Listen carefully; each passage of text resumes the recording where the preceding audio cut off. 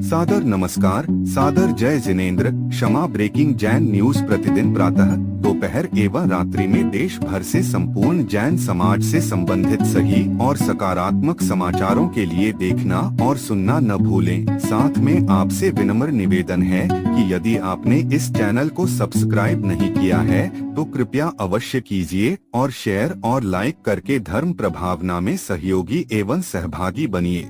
फिर नहीं कहना कि आप यहाँ चातुर्मास करके दूसरी जगह क्यों चले गए। ध्यान रखना, तुमने गुरु को लाकर चातुर्मास में बैठाल दिया और उनके अंदर आत्मा में प्रसन्नता नहीं आई तो ध्यान रखना तुम्हारा सारा पुण्य गुड़ गोबर में बदल जाएगा, कुछ काम नहीं आएगा। कोई यहाँ जा रहा, कोई वहाँ जा रहा, तो फिर महाराज को यहाँ लाए क्यों, मुझे यह बताइए।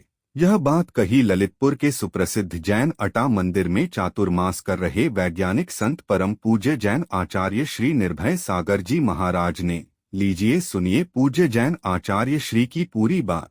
संत से बढ़ करके, साधु से बढ़ करके, इस परमात्मा से बढ़ करके दुनिया में कोई पद नहीं होता और कोई व्यक्ति नहीं होता है। इसलिए ऐसे निर्मल नाथ भगवान आप लोग पढ़ते ना, भूत भविष्यत वर्तमान की 30-24 को तो होने वाले उन तीर्थंकर को तुम अर्घ चढ़ाते हो, प्रतिदिन रोज चढ़ाते हैं और रोज गुण गाते हो उनको। हम उस पद को नमस्कार कर रहे हैं, हम उस गुण को नमस्कार कर रहे हैं, उन महान आत्मा को नमस्कार कर रहे हैं। ऐसे जिनके सुनिए कृष्ण जी के 16,000 रानियां और एक एक रानी का 10-10 बेटे, एक एक बेटी ऐसा, और 9 लाख गायें वृंदावन में, और एक बछड़ा जब बीमार पड़ गया उसी समय नारद जी क्या हुआ कि आ गए और कृष्ण जी अपने उस बछड़े में लगे हुए थे। इसके बाद में सुनिए नेमिनाथ से उन कृष्ण जी ने पशुओं के दया पर, उन पशुओं पर उपकार करने के लिए, उनकी रक्षा आदि करने का उपदेश सुन करके जो 9 लाख उनके पास गायें थी उनमें एक बछड़ा बीमार पड़ गया तो उसी की सेवा में लग गए। कौन? और तुम्हारा बाप भी बीमार हो जाए तो तुम उसकी सेवा में नहीं लगोगे। ये ध्यान रखिए।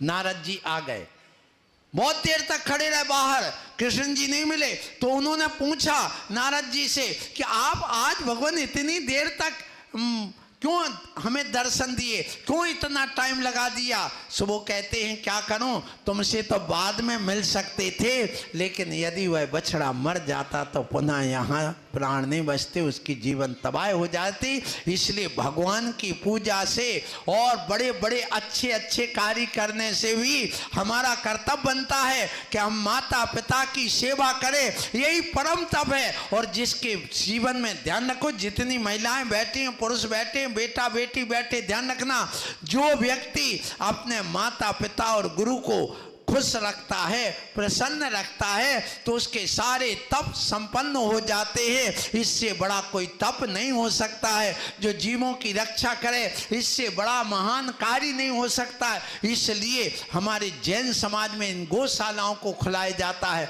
और उसके बाद में यदि ये प्रसन्न रहेंगे तो तुम्हें तप का फल मिलेगा। यदि तुम्हारे गुरु प्रसन्न नहीं, तुमने ला करके चतुर्मास में बैठा दिया और वे अंदर अंदर अंदर अंदर उनकी आत्मा में प्रसन्नता नहीं आई, ध्यान रखना तुम्हारा सारा पुण्य गुड़ गोबर में बदल जाएगा, कुछ काम नहीं आएगा। इसलिए जब भी तुम्हारे यहाँ कोई नगर में साधु आते हैं, जब भी तुम्हारे यहाँ आए तो उनके पास जाकर के उनकी भक्ति अर्चना उनके अनुसार कार्य करिए, उनको समर्पित होइए। और ध्यान रखना, आपके यहाँ भी पर्युषण पर्व आ रहा है। पता चला घर आए नाग ना पूजे बामी पूजे, तुम दुनिया में भाग रहे यहां वहां।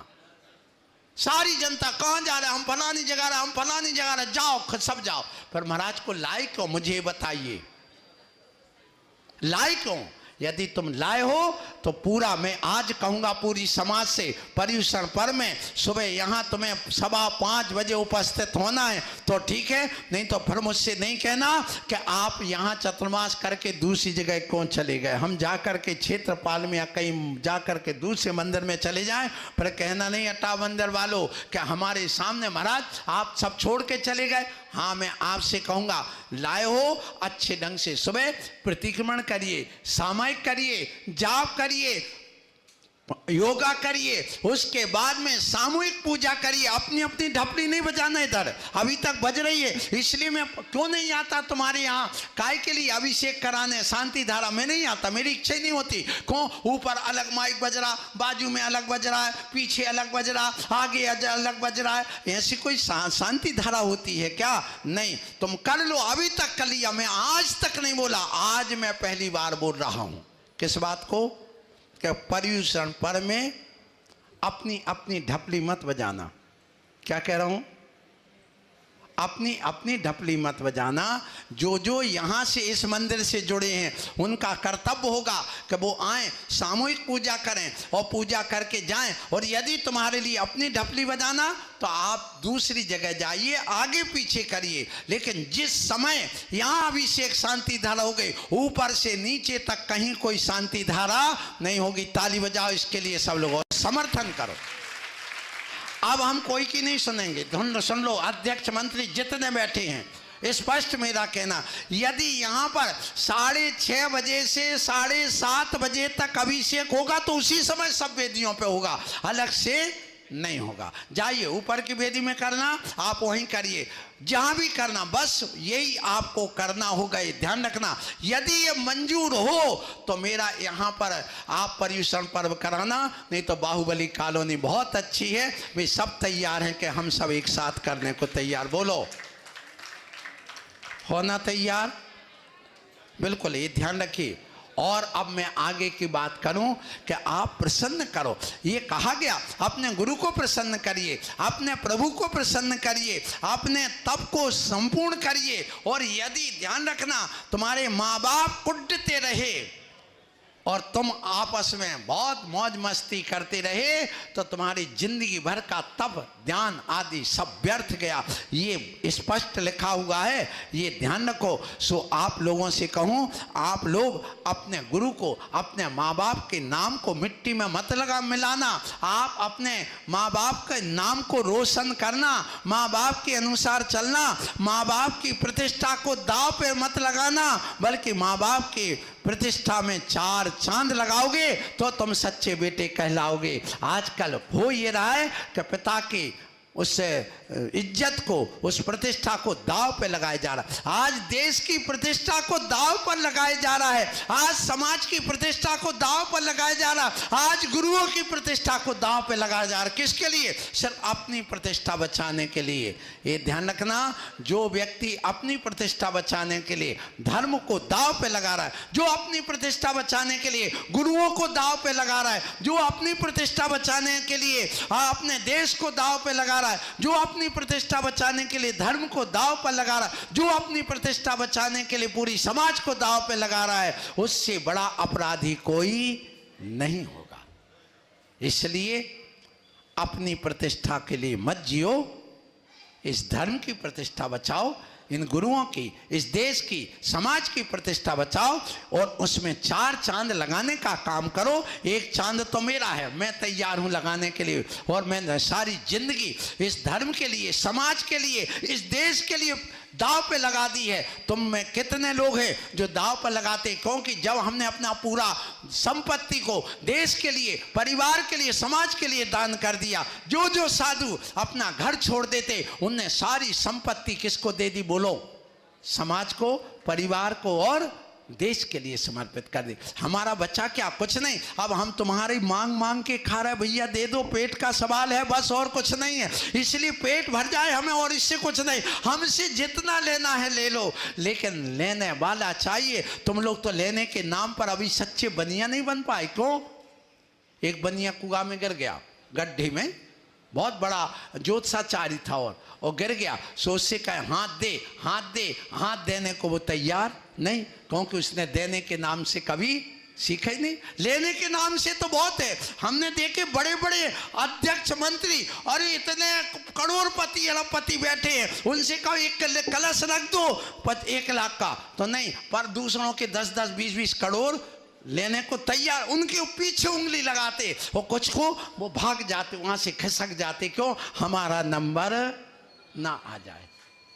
ऐसे अध्यक्ष मंत्री हमने खुद देखे अपनी आंखों से और कानों से उनकी बातें सुनी हैं। इसलिए मैं कहना चाहता हूं कि सुनिए कि तुम देने के नाम पर क्या करते हो। तो हुआ ये कि बहुत सारी बात हो गई। अब हुआ ये कि अब कोई उस व्यक्ति को निकाल नहीं पाया। उससे कहा है कि वो दे दो, क्या हाथ दो, तो हाथ देने को भी तैयार नहीं। अब एक बनिया आ गया चतुर, हमारे जैसा होगा वो बनिया, हम भी तो बनिए ही हैं, तुम्हारे बीच के तो है ना, कोई बाहर से तोड़ जाए। हम छत्री के बेटे कहलाते जरूर हैं और आप लोग कहलाते, लेकिन छत्री पना गया कहाँ। अब तो छत्री नहीं छत्ता बचो है, छत्री तो गायब हो गया है।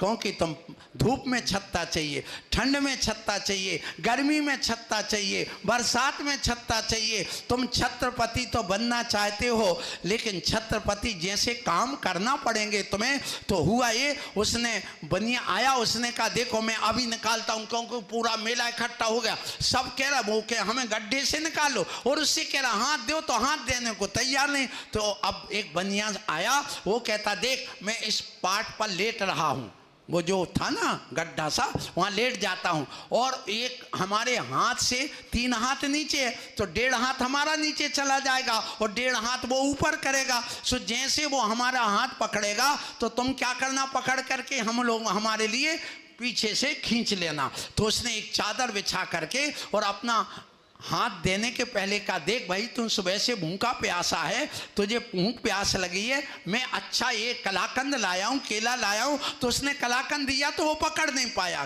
किसको, कलाकंद को। तो उसने कहा देखो ये तो मैं ले दूंगा, मैं केला दूंगा, ले खा ले। और तो उसने ये नहीं कहा हाथ दे, क्या कहा उसने, क्या कहा, ले एक केला ले। क्योंकि देने के नाम से उसने कुछ नहीं सीखा था, किसके नाम से सीखा था, लेने के नाम से। तो उसने यूं हाथ किया तो उसने केला पकड़ लिया। इसके बाद अब कहता ले कलाकंद ले। सो उसने कलाकंद यहां पर दबा रखा था कि उसका हाथ हम जोर से पकड़ लें, और दोनों हाथ में। और जैसे उसने दोनों हाथ कलाकंद के लिए नीचे करिए, और उसका जैसे उसने कलाकंद को पकड़ने के लिए हाथ किया, तो उसने यूं पकड़ा हाथ और इससे कहा हाँ, और हाँ करते ही लोगों ने उसको टांग सहित खींच लिया और थोड़ा ऊपर आया, उसके हाथ पकड़ करके बाहर निकाल लिया। बोले तुम बड़े कलाकार निकले, तुम्हें से निकला पाया, हमसे तो कोई निकला नहीं। देखो निर्भय सागर सीधे भी हैं, तो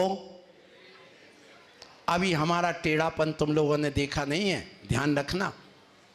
इसलिए अभी तक तो हम बहुत सरलता में, सहजता में लेते रहे कि चलो काम चल जाएगा, काम चल जाएगा। लेकिन देखा कि काम अब चल नहीं रहा, अब काम उल्टा बिगड़ने लगा। सब सोने लगे, सब भाग गए, क्लासों से भाग गए, प्रवचन से भाग गए। इसलिए मैं आज आप लोगों को आज ये बिल्कुल इत्तला कर रहा हूँ, आपके लिए संकेत दे रहा हूँ, सावधान कर रहा हूँ। ध्यान रखो कि आपको सावधानी जरूरी है। सो उसने जैसे हाथ दिया, किसने, और वो बाहर आ गया। इसी प्रकार मैं कहना चाहता हूँ, हे जैनियों, तुम देने के नाम से हाथ नहीं दे सकते, कुछ दान नहीं दे सकते, कुछ नहीं कर सकते, तो हम आए हैं, कम से कम हमसे ले तो लो। दे नहीं सकते तो ले तो सकते हो।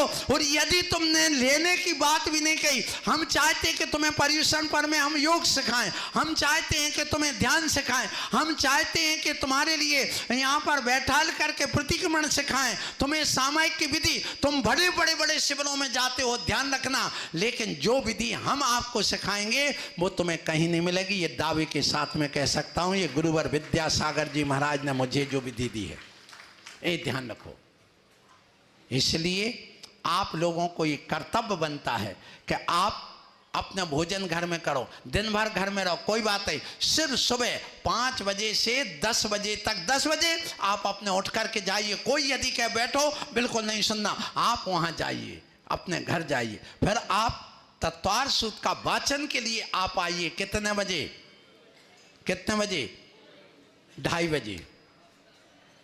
यदि परीक्षा होगी और परीक्षा देना है तुम्हें, और ये दावे के साथ कहता हूं, जिसने परीक्षा दे ली और एक बार तत्वार सूत्र का उच्चारण करना, अर्थ साहित्य यहां पर सीख लिया, आपको लगेगा तत्वार सूत्र जैसा सरल ग्रंथ दुनिया में कोई ग्रंथ है नहीं। वो वास्तव में बच्चों का दीपायक नाम का एक श्रावक श्रेष्ठी था जिसको सम्यक दर्शन की परिभाषा नहीं थी, उसके नाम से वह तत्वार सूत्र लिखा गया। जैसे वर्तमान में बाल बोध तुम्हारे छप करके आते हैं, कहाँ गया वो बाल बोध, ऐसे बाल बोध ये तत्वार सूत्र एक प्रकार का बाल बोध है। और यदि तुमने इसको सीख लिया तो तुम्हारा जीवन सार्थक हो गया।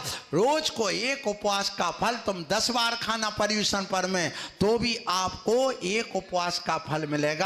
और जो तत्वार सूत्र का पढ़ ले, एक बार पाठ कर ले, उसको अर्थ समझ ले, वह नियम से श्रुत केवली बनता है। ये लिख करके रख लो। इसलिए आप लोग कम से कम इस पर्यूषण पर में 3 बजे से 4 बजे एक वाचन होगा, उसमें आप उपस्थित रहिए। बाकी तुम अपना घर का काम करिए। शाम को पुनः 6 बजे से 7:15 बजे तक वही प्रतिक्रमण सामायिक आदि करिए। इतना लोभ तो छोड़ना पड़ेगा, और इतना भी नहीं छोड़ सकते हो तो फिर तुम्हारा मानव होना और जैन धर्म में कुल में जन्म लेना और पर्यूषण पर्व तुम्हें मनाना और आचार्य संघ को ला के बैठाना सब व्यर्थ है। यदि तुम घर में बैठे रहे, अरे आदमी तो 10-10 दिन के लिए शिविरों में जाते हैं, और तुम शिविर में ना जा करके यदि घर में रहते हो तो कम से कम इतना तो सीख लो, नहीं तो कहते अकल में भूसा भर गया। ये मान के चलना। सो आज मैं आप लोगों से ये कहना चाहता हूँ कि माँ बाप की प्रतिष्ठा को दाव पर मत लगाओ, उसमें 4 चांद लगाओ। और 4 चांद तभी लगेंगे जब तुम उनकी आज्ञा का पालन करोगे, उनके पास आकर के धर्म श्रवण करोगे और यहाँ आकर के अपनी एकता का परिचय दोगे। एकता का परिचय जरूरी है। आजकल एकता का परिचय है ही नहीं कहीं। क्यों नहीं है? क्योंकि सब अपने अपने, आप देखिए यहाँ पूजा होती है, अभी तक तुम लोग अलग अलग करते हो, ऊपर अलग, नीचे अलग, आगे पीछे अलग। घर में यदि 10 लोग होंगे तो जैसे पंगत बैठती ऐसे भोजन को परोसते थे। मुझे पता है वो माँ बैठा दी थी, सब बच्चों को एक साथ थाली लगा दे, चौकी रख दे। आज तो ना चौकी है, ना पाटे है, ना कुछ है, ना थाली है। अब तो कैसे है भगवान ही जानता है। तुमने कितने संस्कार बदल दिए। कम से कम 10 दिन में जैनत्व के संस्कार तो सीखने के लिए आ जाना। Kshama breaking Jain news YouTube channel पर विज्ञापन देकर धर्म प्रभावना में बने सहभागी। विज्ञापन देने हेतु संपर्क कीजिए मोबाइल नंबर 9026900740 एवं समाचार एवं वीडियो भेजने हेतु WhatsApp number 9335236222। Kshama breaking Jain news YouTube channel देखने के लिए आपको बहुत बहुत धन्यवाद। सादर प्रणाम। सादर जय जिनेंद्र।